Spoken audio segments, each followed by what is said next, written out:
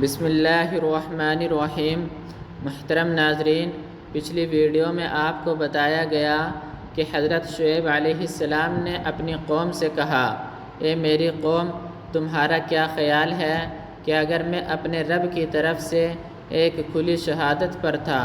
اور اس نے مجھے اپنی طرف سے اچھا رزق عطا کیا اور میں ہرگز یہ نہیں چاہتا کہ جن باتوں سے میں تم کو روکتا ہوں ان کا خود ارتکاب کروں، میں تو اصلاح کرنا چاہتا ہوں جہاں تک بھی میرا بس چلے،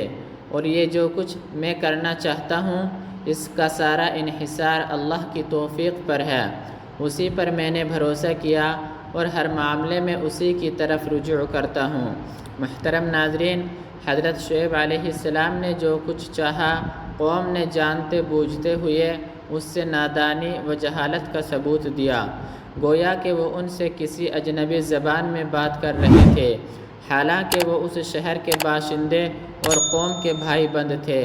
گویا کہ وہ اپنی بات کو دو ٹوک اور واضح انداز میں بیان نہیں کر سکتے تھے، حالانکہ وہ بات کرنے اور بیان دینے کے لحاظ سے ان سے زیادہ فصیح و بلیغ تھے۔ لوگ ایسے ہی کہا کرتے ہیں جبکہ انہیں نصیحت گرا گزرے اور کام دشوار دکھائی دیتا ہو۔ محترم ناظرین، حضرت شعیب علیہ السلام اپنی قوم پر حیران ہوتے ہیں، اس کی کمزوری اور تنہائی کی وجہ سے وہ لوگ اس سے اٹکیلیاں کرنے لگے،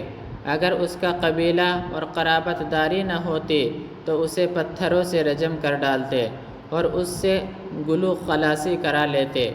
حضرت شعیب علیہ السلام نے ان کے رویے پر تعجب کا اظہار کیا کہ اللہ غالب، قادر، طاقت اور زبردست ان کے یہاں قبیلے سے کمتر ہے جو قبیلہ بیماریوں، ہلاکت، کمزوری اور عاجزی کا نشانہ بنا ہوا ہے، جیسا کہ قرآن حکیم میں مذکور ہے۔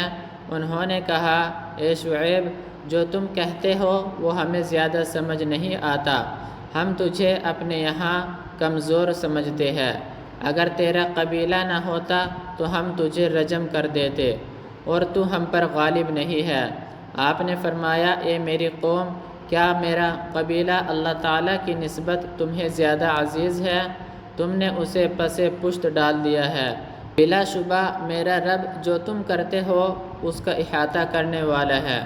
محترم ناظرین، جب ان کی دلیل کٹ گئی تو انہوں نے وہ آخری تیر چھوڑا جو ہر امت کے منکر اپنے نبی اور اس کے پیروکار پر چھوڑتے ہیں،